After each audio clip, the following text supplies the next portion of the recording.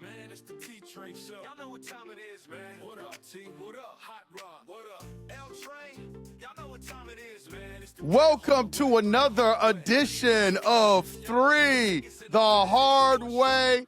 Two guys that I am thankful for. This show wouldn't be the show without them. The first one I want to introduce, like I always introduce every week, is the influencer, I'm probably about 20 pounds Mr. heavier Hot Rod, Coach Rodney. But it's all good, Young man. Y'all Rod, know how who was I your am. Thanksgiving, Y'all my man? friendly neighborhood coach. And as I always say, you may not like what I'm saying, but you will listen. And everybody stand up at attention. My guy, the captain of our ship, Three the Hard Way, Mr. Terrence Austin. T, how was your Thanksgiving, brother? It was great, fellas. It was great. I ate too, but I was in the gym every day, even on Thanksgiving morning. That's right, making room. But it was great. So what's happening, everyone out there in Three the Hard Way Nation? Let's get this ship rolling. Let's get this ship underway. Let's go. Hey, man, listen, there's a lot of different areas that we can start in, but I got to start in with my guys, the Ohio State University. Ryan Day getting emotional after the game, ending the 4-game losing streak to that team up north. Not only did he do it dominantly, but he did it in the big house with great play calling, great defensive stalwartness on the other side of the ball. The Ohio State beat Michigan in all three phases of the game. Man, it was just great to see. It's been a long time coming from Buckeye fans. Fellas, just give me your thoughts on the game. What's some of the things that you saw, perceived, and just some of the things that you felt after the game? I tell you, first of all, let me start how Michigan won the pregame, okay? They won the pregame, had all their heavyweights up there, Derek Jeter. That's right. Tom Brady, Yes, sir. had the Hall of Famer Charles Woodson. I tell you, I was a little nervous in the beginning because we've seen that movie before, okay? And early on, you can say Michigan won the first, 8 or 9 minutes of the game. But I loved how our quarterback maintained his poise after throwing that interception, okay? Because I was really nervous. But the kid, he kept his head in there. It didn't faze him. He shook off the nerves, shook it off, and came out. And you can see the momentum shift our way, okay? So by the end of the first quarter, I said, hey, okay, we're in this thing. We're ready. We're going to be ready. Hands down, the Buckeyes are top-notch. They're the best team in college football. Best team in the country. Okay? Hey, best team in the country. Their running game, their running attack is just, unstoppable. And, again, the QB, his poise. You all heard me say the only team that I fear going forward, in the playoffs is Alabama because of their passing attack. Forget Alabama's passing attack. We got a heck of a passing attack. The heck with them. So, again, I loved it, man. I loved it. And one thing about that game is every play mattered, okay? Because the intensity was there. It was like after every play, there was grabbing, pushing, shoving. Yeah. I love it. That just lets you know just how, important that rivalry is. That's Warrensville, Chanel. Yes. That's Yankees, Red Sox. That's the old Turnpike rivalry, Browns, Steelers. Again, that mattered. That game matters. So now we have the whole year, to have that one back under our belt going forward, and we're going to do it again next year. But I really, really loved it. I loved what took place yesterday, for our Buckeyes, for our state of Ohio. And then, hey, we don't have to rush to talk about today's game. But again, I love what I saw yesterday, man. Go Buckeyes, go. There you go. What do you got, Rod? What do you got? I saw Tom Brady, look like, he somebody's dad, and watching what he was wearing. And Charles Woodson, we know he's a homer, and he did his thing. They had big Gronkowski out there. Yeah. Derek Jeter. They had all the stars there. All of them were there. And I'm not going to sit up here and act like that I knew the Buckeyes was going to do what they did, because when Julian Sayin threw that pick, that was concerning. Okay. However, that young man proved he's a Heisman Trophy candidate because he settled down and he picked Michigan apart. And of course, I've already heard You know, the touchdown to Jeremiah Smith. Yes, oh, that sir. should have been a touchback. Even the Michigan sir. Yeah, he coach did. was crying and whining about that. Okay, let's say it was a touchback. The Michigan Wolverines could not move the football on the Ohio State defense, so it wouldn't have mattered. They would have been a 3-and-out and they would have punted. It wouldn't have mattered. Get out of here. Okay, Matt Patricia schemed up a great defensive game. That boy Underwood, I don't understand. I even called my brother on this. I didn't understand why they didn't have him passing more. They spent all this NIL money on this kid, and he barely threw the ball. And they tried to run on the Buckeyes, and they could not run on the Buckeyes. But the Buckeyes ran on them. I mean, Bo Jackson had over 100 yards. Okay, I mean, they literally dominated the Wolverines. And then and then the saddest part of it all was at the end of the game, Michigan decided not to go into the locker room because they were afraid that the 117 Buckeyes to be exact, was gonna Rod. plant There their you go. flag 17 yards. There you boy. go, in the T. middle of that M in the middle of the field. After they classlessly did the same thing in Columbus last year.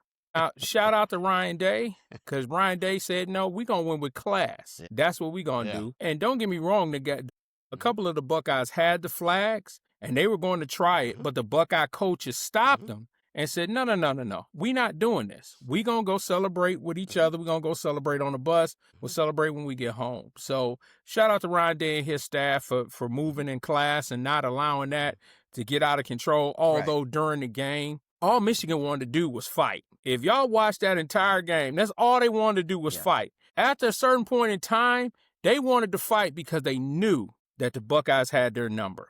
They knew it.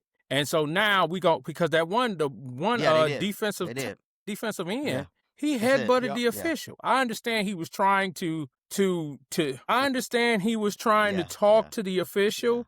And shout out to the official for not getting himself all the way involved and made it about the official. Yeah, okay. He let these guys They should have play. thrown his butt out the game. Yeah, should he have been thrown out the game? Probably. But I'm not going to sit up here and I'm not going to beat on a dead horse. I heard it for 360-some days from all these Wolverine fans, okay? So even my number one Wolverine fan, my brother, he took the loss, but then he wanted to talk about us losing against Indiana. He's going to go down like the Titanic, like all you Michigan fans. Go down like the Titanic. Now, Ryan Day exercised a demon.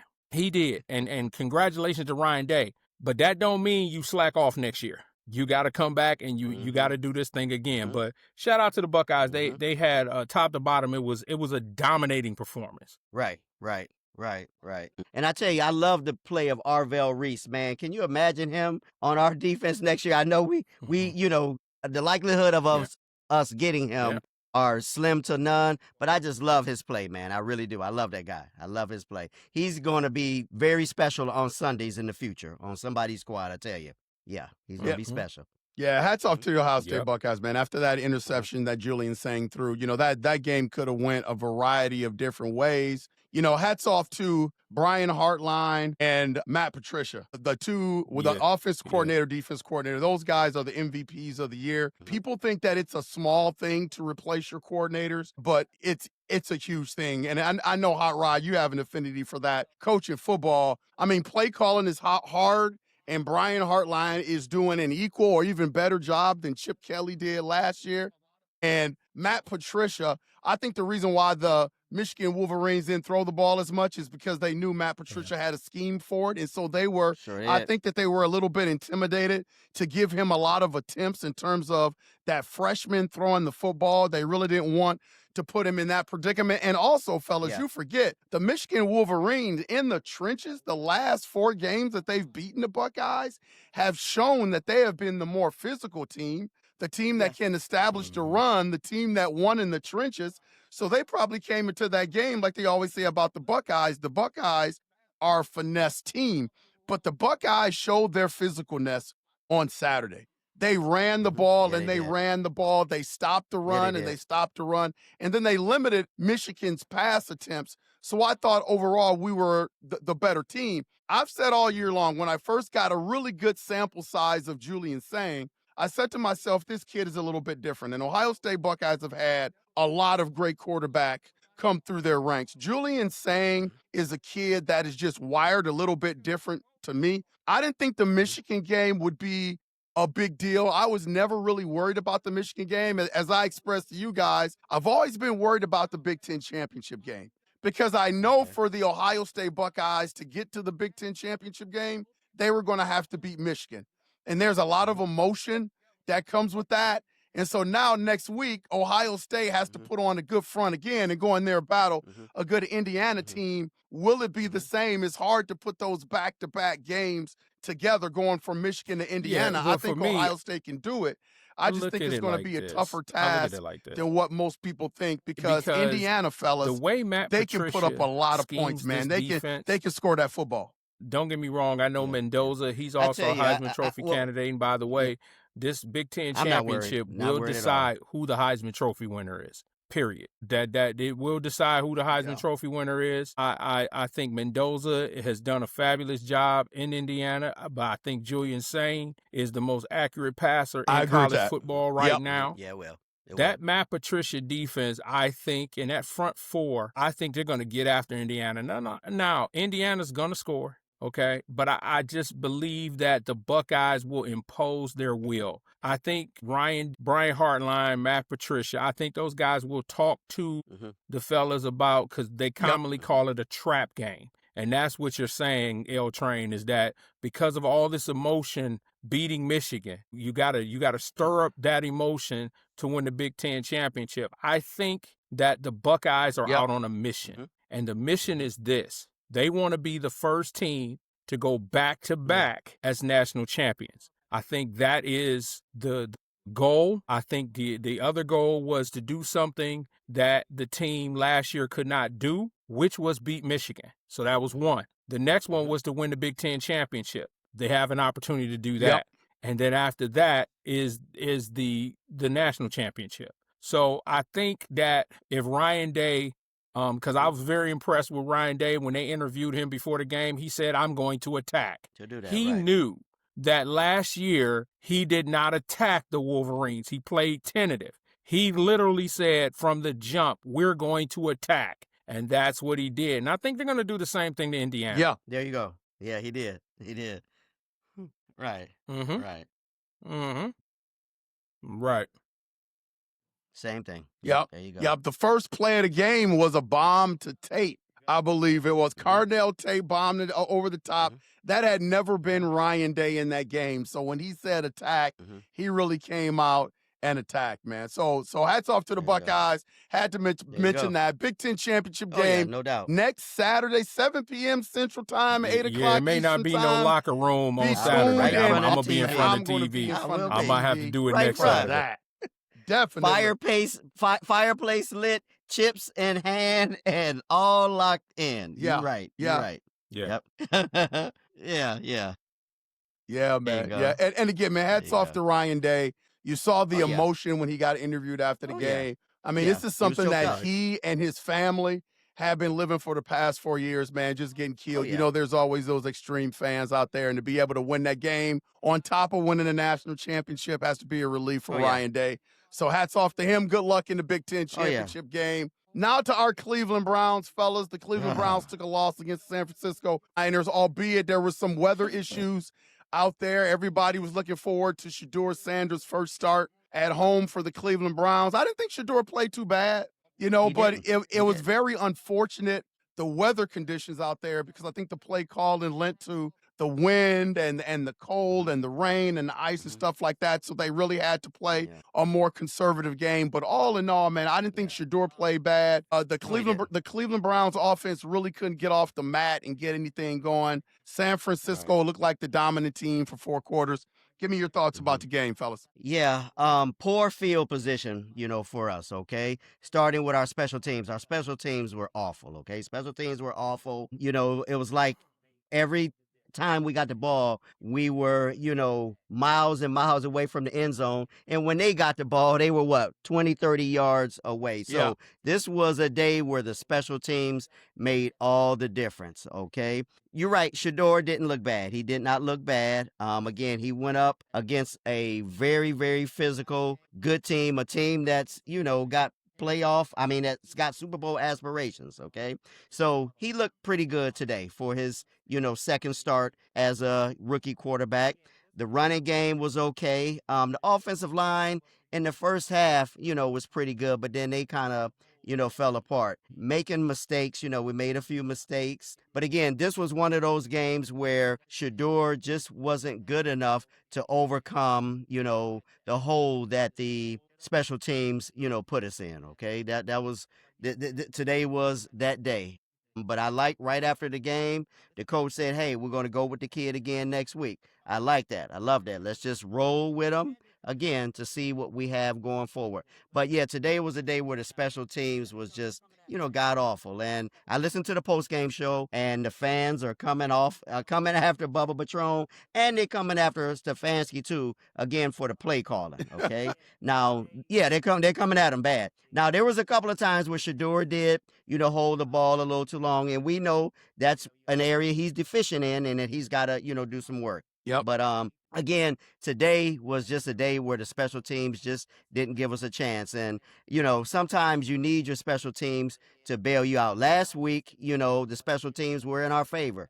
This week, that wasn't the case. So that's where we'll, that's my take on it. But hey, let's bounce back and, get it going again. Miles was contained somewhat today. He only got one sack, I think. Only got one sack. Yep. But again, those rookies, all our rookies, again, are performing well. So again, I look at the rookies, this rookie class as the core. Okay, now we just got to build around. But this is going to be a different take on Three the Hard Way.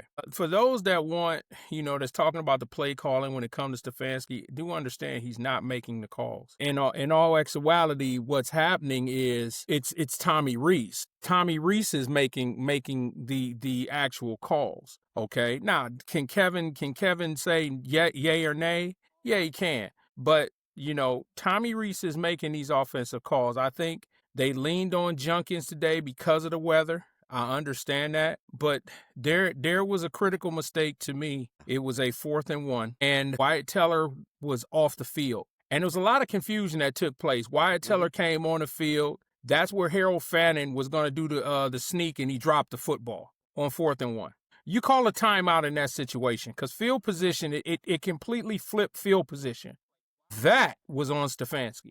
That particular play was on Stefanski. When it comes to the special teams, I mean, I can be angry with Bubba Ventrone, but Bubba Ventrone didn't let the ball go out at catch the ball at the 5-yard line and walk out of bounds. He can't control that. That's just common sense. He can't control that his return guy dumped the football. He can't control that. Now, the punt return that led to the first San Francisco score, okay, yeah, I'll put that on him. Because the problem with the special teams right now, if you look, there are a lot of starters who are on special teams. Grant Delpit, Harold Fannin.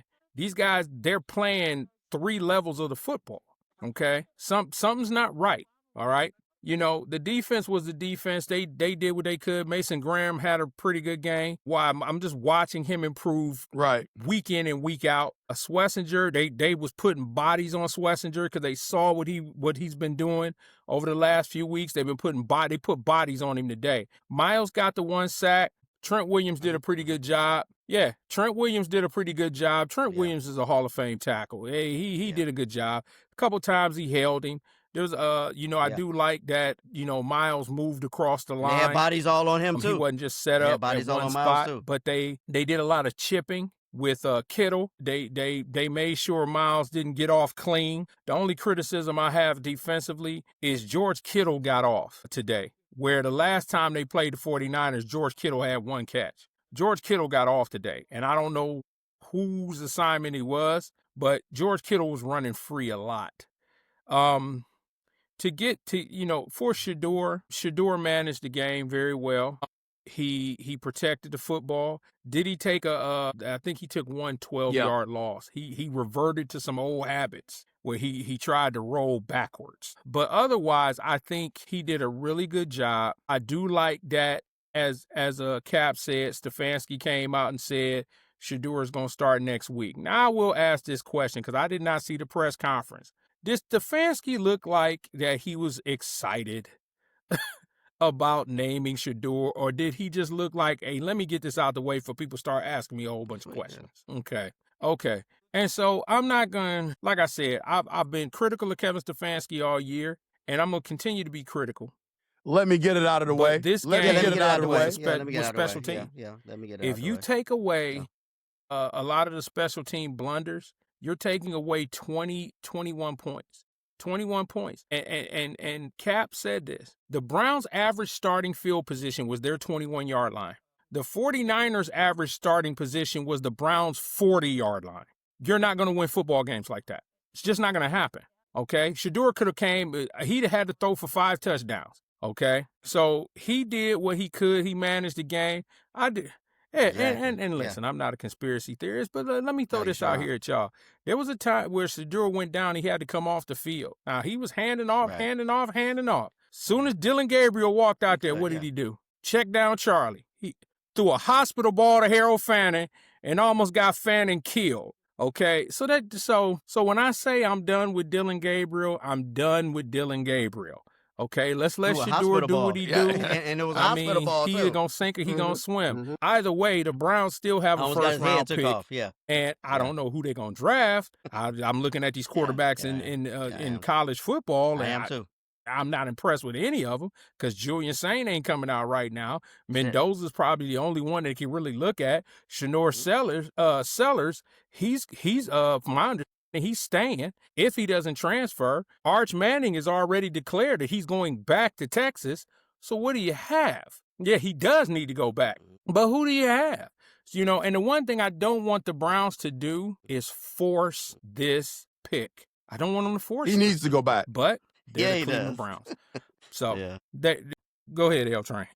Yeah. There we go. No, I was really surprised. The one thing that I really liked when I looked at Shador play today, I thought he played with a lot of poise. I think the whole timing of the weather, man, was just bad timing for Shador because to be able to play on Lake Erie, you have to be able to play that way. You have to be able to establish the run. You have to be able to play in those weather conditions. And I don't fault the Browns for being handoff merchants today because that wind was whipping up around that stadium. And so you don't want to put Shador in a situation where he's throwing that ball all over the place. It's just bad timing because Shador is trying to show what he can do. And today I felt like Not that day. Today wasn't that day. Today was not that day. They had to really lean into the run. And unfortunately, the Browns are not an efficient football team to be able to play that way. You look at multiple offensive linemen out today, from their center to their right tackle. Like anytime they brought somebody back in, somebody else was going back out hurt. So that limited the running game a little bit. And then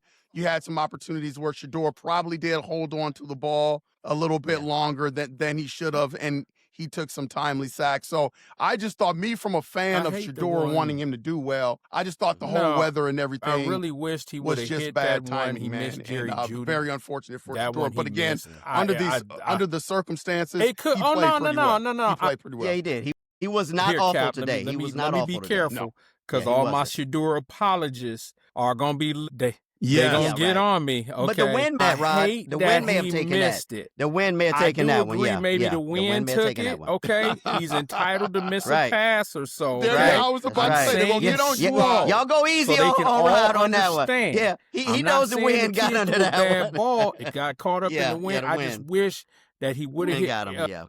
Yeah. Jerry Jeudy, because if he'd have hit him with that pass, Jerry Judy's walking into the end zone. You know what I mean? So, no, he didn't play badly. He managed the game. He didn't turn the ball over. Yeah. Okay, he took a couple sacks. So what? Did Me I too. see improvement from last week? Man. Yes. Yeah. Exactly. Did I Yep. know that the weather kind of caused, No, he didn't. they really established Quinshon Junkins for the first half, 3 quarters. Quinshon almost had 100 yards, and he was running with purpose. And so was Dylan Sampson, was running with some purpose, okay? And so, we're going to take it piece by piece. We get these mistakes because we're trying to develop young talent. Larvadan is a young receiver. Sampson sure was. Okay? Yep. You got Shador, young. We got young guys out there that's trying to fill holes, okay? And so we're gonna get mistakes, but I just want to see Shador get better, and I saw him get a bit better today. I like to see more. I believe the more that he gets, reps up under his belt, that he really is going to get Yep. better. You know what I mean? Y'all excuse me. Yep. Yeah, man, I got a Labrador Collie mix, man. My goodness, and he just barks for Yep, yep. nothing. Sound like So, somebody in the background my got something What to apologies. say kind of too. dog you got back Somebody there, in the High Rod? background. What kind of dog you got back there, man? Yeah, he wanted to say something too. Yeah, he wanted to say something. He wanted to say something about the game. Well, he knows we're talking about the Browns. No, we Yeah, he know we talking about the know it's Browns. That's Browns. it. You know, we're in the dog pound. This is the dog pound. What are you talking Yeah. about, man? But Yeah. Stacy from North Olmsted, she wants North to know. Olmsted. Yep, and I think it's a good question. Is this going to be, obviously Shador starting next week? Is this going to be a week-to-week thing for Shador Sanders? Or Yeah. is he going to get the games for the rest of the season, fellas? What do you think? Well, someone said today, Mary Kay Cabot reported, I believe, that he's got the helm till to the end of the season. Yeah. Okay. That's what she's predicting. Yeah, and that's what I'm hoping for. Dylan got the beginning games after Joe Flacco was traded. He played a few games. We saw what he can do. And now it's Shador's turn. Ride it out. We're 3-9. Ride this thing out. Yeah. Ride this thing out. So you'll know going Yeah. into the offseason, what we need to do. So Yeah. to answer her question, no, he's going to roll with Mary it. Kay I think the did only say that the thing Browns that'll are gonna get go him with taken him out is if he for gets the hurt. And I remain- pray he pretty doesn't much get the hurt. remainder of the season. Yep. Okay. The Browns Barring have injury, to see he's got what it they the rest of the have. season. Yeah. And the only way they're going to be able to see, they've already seen what they have in Dylan Gabriel, and Dylan Gabriel's going to be their backup, okay? And the only reason Dylan Gabriel's going to be their backup is because he's a third-round pick. They're not going to cut him. They're not going to release him. He's going to be a third-round pick. And so they got to see what they got in Shador. Because if Shador shows that he could be a franchise quarterback, then what the Browns will be doing is playing with house money in the draft. Because now you don't have to go after a quarterback. You have it, okay? You go ahead and get you a veteran in free agency to back up Shador. You make Dylan your third string, okay? Right. But then you can go and get Jalen Tyson's brother out of Arizona State, Right. who's an All-American wide receiver. You can go and grab a Carnell Tate, okay? And then you can begin to rebuild your offensive line through the draft. He's got multiple 5th-round picks, I think multiple 6th-round picks, okay? So Carnell now Tate. you can start rebuilding in the draft. So that's why they have to see where Shador Sanders is right now. Do I believe Shador Sanders can be a franchise quarterback? I honestly do. But what would have to happen for me is after the season, he ain't going home. He's staying in the building. He's going to stay in the building, and he's going to be in the playbook. We're going to work some things. I don't care if I got to call Tom Brady. I don't care if I got to call certain people. I'm going to make him and invest in him because when you listen to Myles Garrett, those guys in that locker room believe in him. There was an interview that they had today before the game, and he just so happened, they asked him about Shador. He said he likes the kid's confidence. He's the first kid in here working. He's the last kid leaving. He's got the tools. He's always smiling. He's always does. enjoying He does. himself, and it's infectious, okay? Who does that remind you of? Because his father was like that. Everybody who talked about Deion, they said, Oh, yeah. people looked at Deion outside and said they thought he was a bad teammate. Everyone that played with him said he was the greatest teammate they ever had because he came in and his energy was infectious. Shador is the same way. So I think the Browns are going to let him play this out. He's had a subpar game, a quarter against Baltimore. He had a decent game against the Raiders. Same way. He's had a Same way. decent game today. I want to see the progression. And once I see the progression, that's going to tell me. But I really need Kevin Stefanski to take the cuffs off and let this kid throw the ball, okay? Let him throw the football. Let him make the decisions. Let him make mistakes. It's okay. It's not like you cats are going to the Super Bowl. It's not like y'all going Right. to the playoffs. Right. You're There you 3-9. Let this kid sling the rock. See what he has. Right. We're 3-9. 3-9. Yep. Yep. Yep. And if you watch his post-game comments too, one of the reporters tried to ask him a trick question Oh, today yeah. in reference to I guess one or two of the plays that Stefanski called. thinking that, Shador was going to throw Well, his coach under the bus. what and he happened with said, that. Hey, You no, know what happened? we're not going to do that. Because somebody what the reported coach that called, that's there what I'm was a going to play roll with. It call didn't work that came out. from I have Kevin, to play harder. I and have that to try harder. But Shador it was one shook of those his trick head questions when that he heard tried the to play get call. Shador. Tried to and get I mean, him. we Shador got all was ready these for him. Yeah, Shador he was ready Sanders for him. FBI agents that got their microscopes and telescopes on this kid. This kid, it's crazy. It is amazing, and that's why I say to all our Shador apologists, thank y'all for watching 3 the Hard Way, but I need y'all to settle down. They're watching. Okay? The They're kid watching. is going to be okay. Okay? Let's stop going in the past on the fact that he was drafted in the 5th round and all that rigmarole. We ain't trying to hear that. Right now, Shador Sanders he's the starting quarterback of the Cleveland Browns. Okay, so just root for him and cheer for him. Stop looking for conspiracy theories on Kevin Stefanski hates him. He doesn't get first team reps, and he's here. and he's throwing the trash cans, and he ain't doing that now. Let's roll with that. He's getting the first team reps. Everybody, be quiet. Let this kid become great. Let him become great. Yeah, leave that alone. Right. That's right. That's right. There you go. Yep. Transitioning to our Cleveland Cavaliers, Steve from Beechwood asks, I know it's early, fellas, but are you happy with what you are seeing from our Cleveland Cavaliers? It's early. It's early. Watched them the other night against Atlanta. Atlanta outplayed them, but we stayed in the fight, stayed in the hunt. Like I was telling Rod, they struggle with getting back on defense. Atlanta likes to run. They get the rebound and they shoot up the court. We have trouble defending that, okay? It was almost like, we were a step slower than the Hawks, okay? But it's early in the season. It's early in the season. Like I was telling Rod, I don't care. And I think they lost tonight to Boston too, okay? And Boston had a bunch of, a bunch of guys like Rod said never heard of out there, okay? So teams are playing hard. It's early. Yes, I do have concerns, but I remember last year, hey, we were beating these teams early on, and look at where it got us, okay? That's right. So, Good point. Good point. Yeah, look at where it got us. Right now, it doesn't matter. Let's see what works. Let's see what doesn't work, because again, come April and May, that's, where the rubber meets the road. I hate the fact of, Donovan having to play hero ball so early on, playing so many minutes. Because again, I need him to be healthy in April and May. Here's how I look it's at it. still Kenny early. Yes, Atkinson there is are concerns, but they got practicing plenty during of the regular time season. to work things out. He's Plenty throwing a lot of lineups around. What'd you say, Rod? Trying to figure out who's what. He's putting these young guys out here, your Jalen Tysons, your Tyrese Proctors, your Craig Porter Juniors. He's putting these guys out here. He's putting them in the fire. Here's my problem. My problem is they're getting out-rebounded, and their transition defense is horrid. They're not getting back on D. Lonzo Ball. I think Darius Garland is still hurt. He's trying to gut it out. And for me, I'm like, sit him. If you really want him to be healthy for the playoffs, sit him. He's no good to you right now. Not in this juncture. Yep. You got Craig Porter. You have Tyrese Proctor. You have Lonzo Ball, even though he's not playing back-to-back. You got 3 quality point guards. Right. You don't need Darius right now. Sit him. Evan Mobley is incredibly frustrating, because they're trying to turn Evan Mobley into somebody who he is not going to be. His mental is not made up to be that guy. It's not. And I said this, and somebody debate me if you can. Name me a post move that Evan Mobley has. None. He has no post game.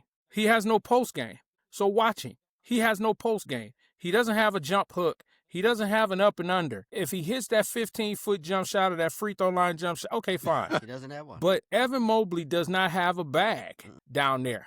He doesn't. And neither does Jared Allen. Jared Allen has more post moves than Evan Mobley. But I wouldn't play them together anymore. I just wouldn't.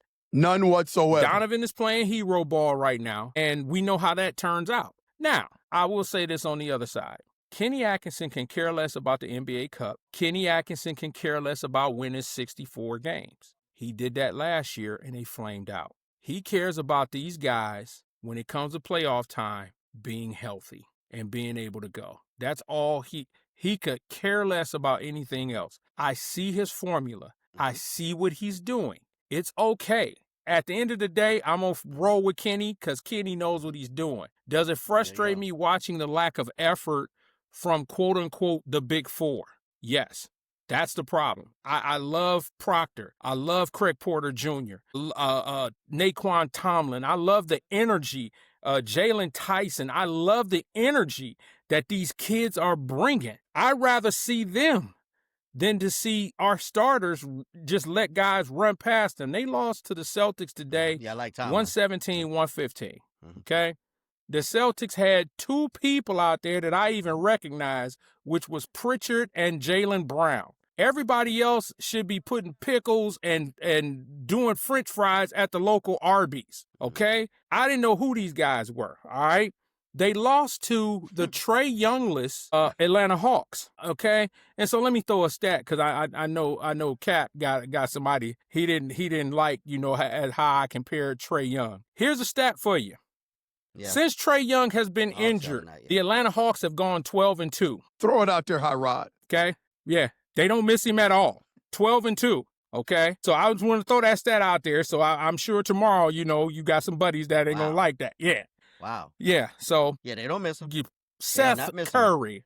Yes. The Atlanta Hawks are 12-2. Yeah. The Atlanta Hawks are 12-2 without Trae Young. All right? Marcus. Now, poor man. Back to the Cavs. Seth Curry. I do see what Kenny Atkinson is doing.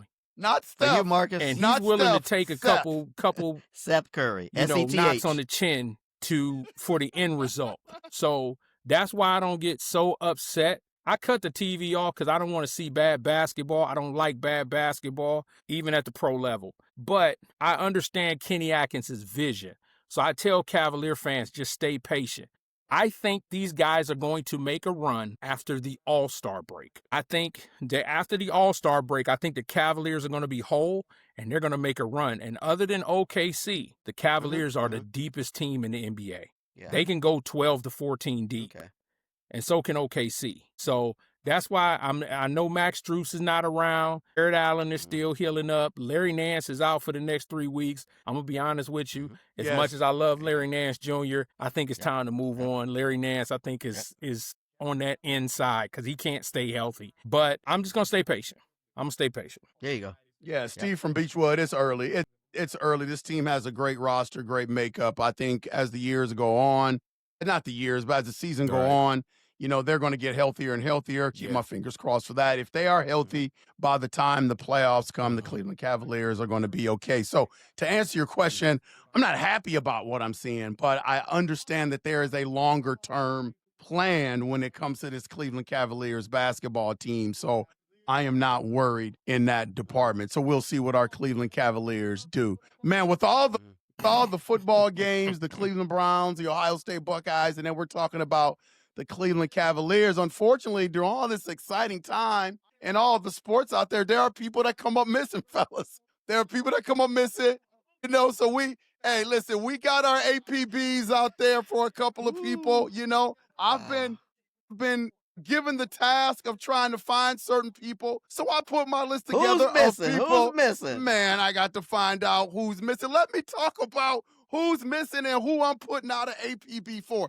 The first one is, remember our offensive coordinator for the Ohio State Buckeyes, Chip Kelly? Brian Hartline did a great job against Michigan, but I'm looking for Chip Kelly, who is the highest paid assistant in the NFL. Last I seen, he was in Las Vegas somewhere, but now he's been fired from Las Vegas. Ain't nobody seen Chip Kelly. Where is the offensive guru, Chip Kelly, especially after a Michigan win? If anybody sees Chip Kelly, he mad, call 1-800-L-TRAIN. Don't go near him. Just call 1-800-L. He's dangerous. Train. Well, And he's got attitude, too. He probably got attitude. Listen, man. He mad. Don't go near him. Number 2, I'm putting out APB for the offensive guru, Kevin O'Connell for the Minnesota Vikings. The quarterback whisperer got credit for Daniel Jones' resurgence, Sam Darnold's resurgency, Kirk Cousins' resurgency. Now he can't do anything with his number 10 pick, J.J. McCarthy, who is out today. So they bring in Max Brosmer, who threw 4 interceptions, got shut out by the Seattle Seahawks, 26-0. Where you at, Kevin? And the offense looked as bad as it's looked foggy in out there. Where you at? 18 Where you years. at? Oh, where is Kevin O'Connell's It's foggy. offensive aptitude. It's foggy out If you there. have seen Kevin O'Connell's genius, call 1-800-L-TRAIN, because I am looking forward to Matthew Stafford for the Los Angeles Rams. In some circles, people had him as a probable MVP. Man, had 2 interceptions, a late fumble today, including a pick 6. What the hell happened to Matthew Stafford today? Yeah. There's an Ooh. APB out APB for out on him. Matthew Wow. Stafford and Wow. the Rams, man. Lots of. I got another APB out. Kenyon Anthony, Carmelo Anthony's son, in a showcase game versus Kansas, playing in front of his dad, went 2 for 12 from the field, 6 points in a 71-60 loss. Sometimes that pressure get to you and you're going to hiding. Well, Kenyon, you can't hide, man. You can't hide. We're putting out an APB for you. Because that kid can play, man. He can play. He didn't show up, though. Yeah, he can play. He can play. Man, he went here somewhere, so we got to put an APB out for him. And last but not least, Anthony. Boy, Lionel's got a bunch. Oh, man, I got tons of them. I'm looking for everybody. Anthony Simons of the Boston Celtics had a night to forget, season low, 12 minutes, single digits for the 4th time in 6 games. I'm putting the APB out on Anthony Simons. He's supposed to be a bucket, fellas. He's supposed to be a bucket. Instead, he's playing 12 minutes, and he's steadily disappearing from the box score. Anthony. Wow, you're going to need a paddy wagon for all them guys, man. You're going to need a paddy wagon. A lot of them. All them. These are escapees. So if you see them out there, call They're 1-800. They're dangerous. 1-800-L-TRAIN, man. L-TRAIN. Wow. PB. Yes, sir. Wow. Yes, that was sir. a good one. That was a good one. Hey, well, that was listen. a good one. I got a mystery Brown of the week for you guys. Another mystery man, Brown I'm for the losing week. 6-3. I can't go down 7-3. Rod's got me 6-3, man. Hot Rod is pulling away from you. But here's the mystery Brown of the week, fellas. You ready for this one? I'm ready. All right. Show your hands, Rod. This Cleveland Browns was a first-round pick. He was a first-round pick. His father also played in the NFL. He had elite size for his position. He played under multiple coaches in Cleveland. Not Eric Metcalf, is it? He had a Pro Bowl season in Cleveland. Mike Pruitt, Cleo Miller? Nope. In that Pro Bowl season, he scored 16 touchdowns. Dave Logan, former tight end? He had multiple 100-yard games. Not Greg Pruitt. Mike Pruitt. Nope. When he left the Cleveland Browns, he got traded mid-season. Ernest Biner, Kevin Mack. He went to a team that wore green. Okay, it's the Byers guy. He went to the Eagles. Is it Byers? Oh. Man, team that wore. He caught passes from Mark Sanchez. He played in back-to-back AFC championship games.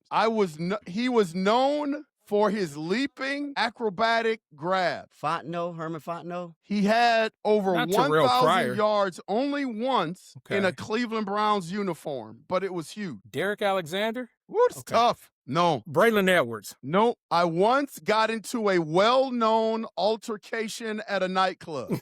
He used to play for Michigan. He played for that team up north. Braylon Edwards is the guy. Man. Braylon you Edwards. Beat me to it, right? Yeah. That was a hard one, man. That was one of LeBron's boys that punched him in the mouth or something, wasn't it? Yeah, one of LeBron's boys punched him. Yeah, Braylon Edwards, and he's always talking trash about the Browns. Always, do you ever man. notice when he goes on? Yeah, he's always ripping us. Braylon Edwards. You should have put an APB out on him after what we did to Michigan yesterday. You won't hear nothing from him. You won't hear nothing from Braylon. Yeah, Edwards. Braylon. Yeah, Braylon he Edwards, always if you're badmouths listening the out Browns. there, man, yeah. we putting the APB out for you, Braylon Edwards. Yeah.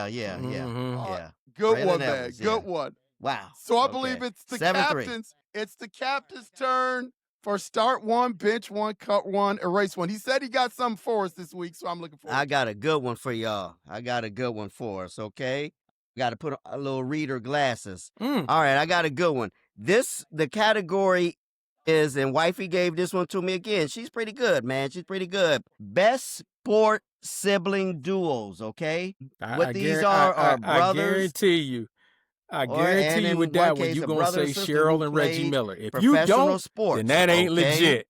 Best sports sibling duels, okay? So start one, bench one, cut one, erase one.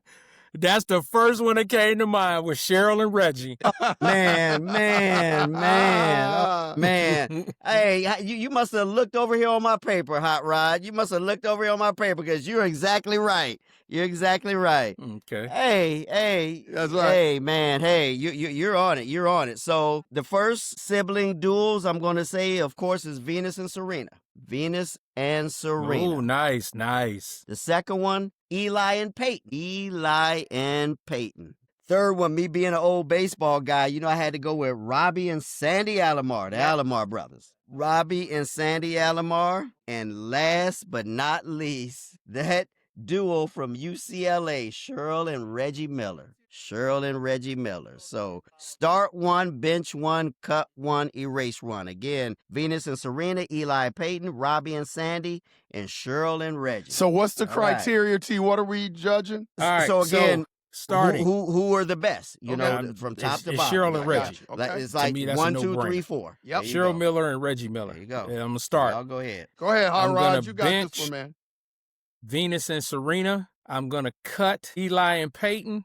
And I'm going to erase Robbie and Sandy. Wow. Okay. All right. I am going to start Venus and Serena. I am going to bench Cheryl and Reggie. I am going to cut Eli and Peyton. And I'm going to erase Robbie and Sandy. Wow.